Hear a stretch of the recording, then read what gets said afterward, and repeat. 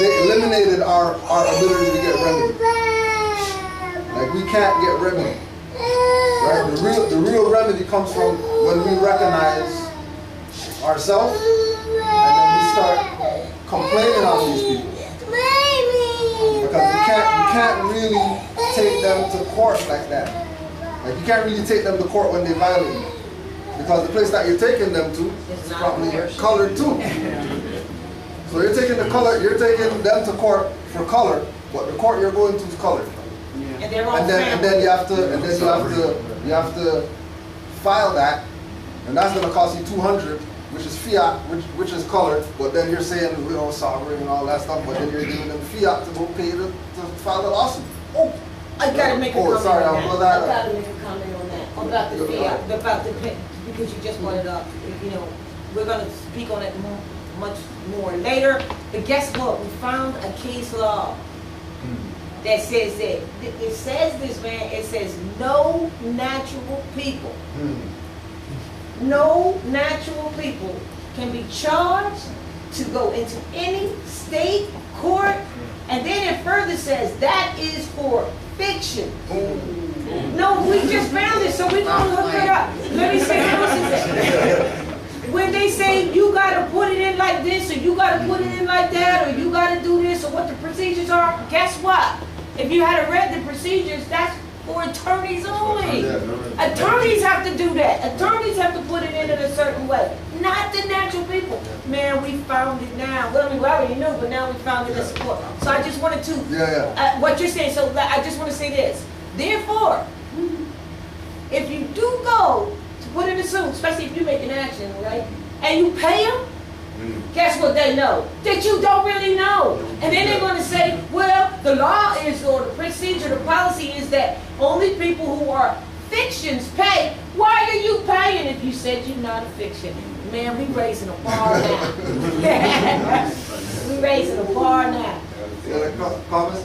Oh, yeah, Islam.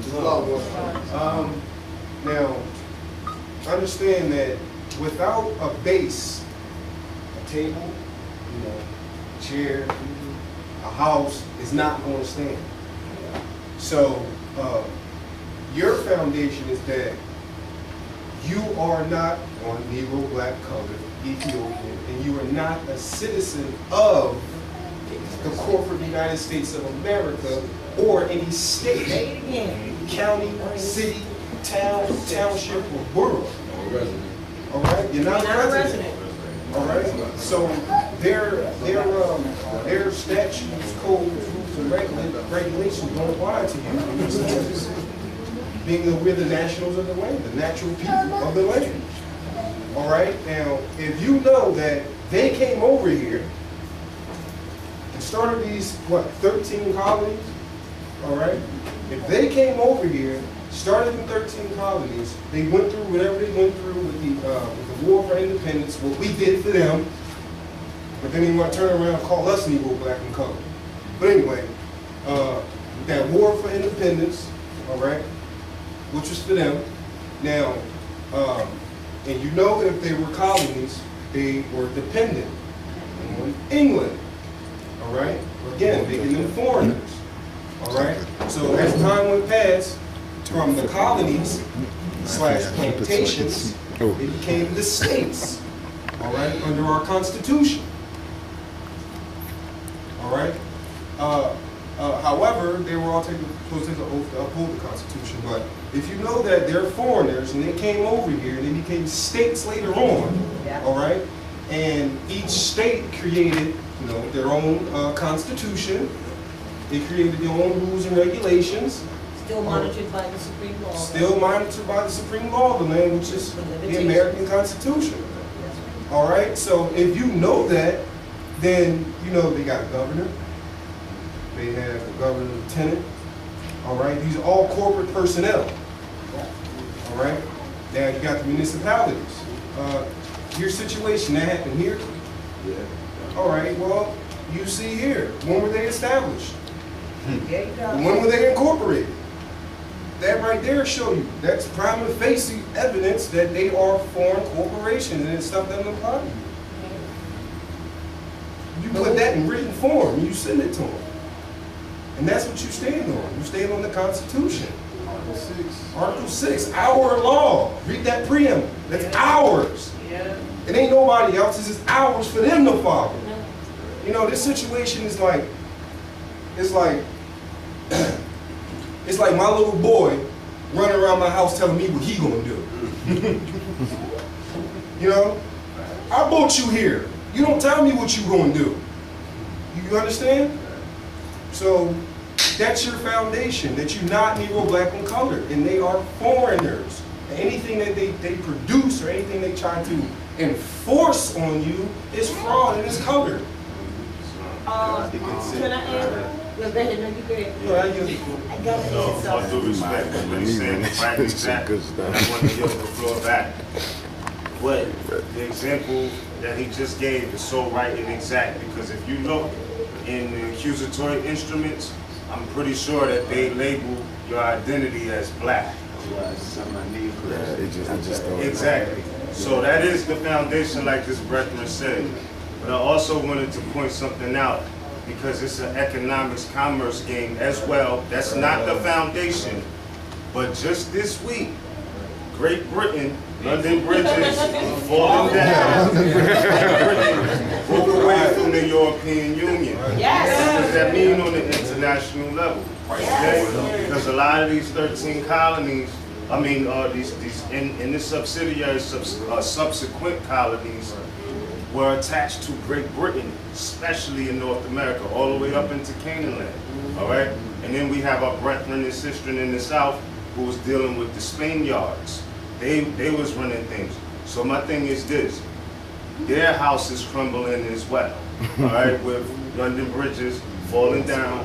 Check out the date that they was incorporated and see who gave them the charter, who granted them that permission. But what this brother just stressed can't be stressed enough, because you know you don't have to get in the subject matter. You look at what does it say on the face of the accusatory instrument. Is the language defective? Is it accurate? Did they misrepresent you? In all capital letters, Negro, black, color, African American, all of these things can be, you know, classified as misrepresentation. So keep that in mind too. I just wanted to add that on because the brethren mentioned the colonies. Just this week, London bridges is absolutely starting to fall down.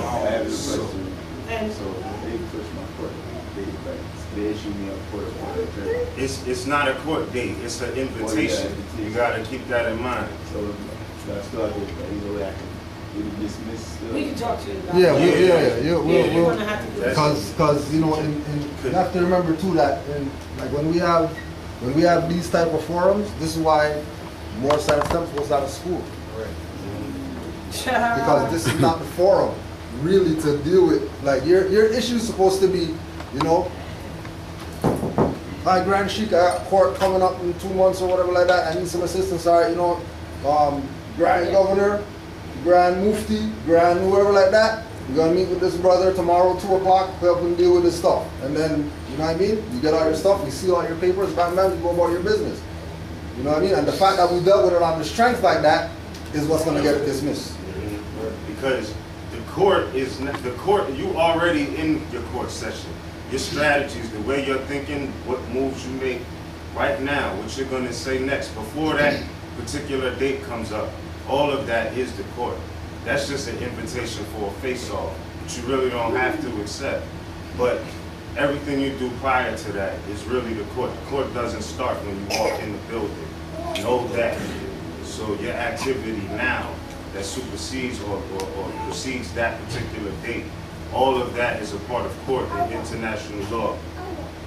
And if I'm assuming that you have a law dictionary at Henry Campbell Black's Court, but if you don't, you need to get one. Fourth edition. Yeah, it's imperative. So you can first and foremost even understand what is court. Before you go to a colorable venue, understand that in international law, it's wherever you're at. There we go. All right, There we well, while you do that, I Definition just of want to say this because somebody mentioned a national domicile that you don't reside in. Was it you? You don't reside in, nor do you live in any state. Now, a lot of people will get confused or not know, well, how do I handle that? What about my mailing? What about this? What about that? Your mailing is always going to be C/O payroll, meaning that you'll never be possessive of a venue, which is what an avenue is, a venue that is assigned by a municipality or a state. Because if you tell me you're a national, then the definition of national says the domicile of a person considered as being within the territory of a particular nation, and not with reference to a particular locality or subdivision of a nation. Now you see this map of what you call the United States of America? Do you see that that's all subdivisions of the nation? Isn't that what that is? So you can't live in that, because then you would have to claim that you are what? That you are a quasi-national of a quasi-national domicile. What is a quasi-national domicile? One that involves resident in a state. How are you going to tell me you're national and then say your domicile is quasi-national? So some people need visuals, so that's why we put this on the visual. But then lastly, the municipal domicile, that's the one that messes with you every day, because they put up municipal city halls and police stations. They're all Roman venues, because that's what municipal means. They're all Roman venues. They're the ones who come after you every day and stalk you when you leave your house to go to the store and all that. Well, guess what the definition of that is? That one is one which is distinguished from being a national and from being a quasi-national. It has reference to residents in a county, township, or municipality. So which one are you? You said you were a national, but you keep referring to yourself as being a resident of a quasi-national domicile, and you wonder why you don't have the right words. It's the wrong jurisdiction. When you do that, they know that you're one of them. You got to claim your ancestral state, which is your national domicile. North America, South America, Central America, and the adjoining islands. So if you were in South America, you would say, what they do with this territorial misunderstanding that we have in terms of territorial jurisdiction and how they get you and they don't listen to nothing else you say because they realize that you do not know and that you do not honor your mothers and fathers and you have lack of knowledge. What they do is they'll say, where do you live? And you'll say, I live in 315 Grandview.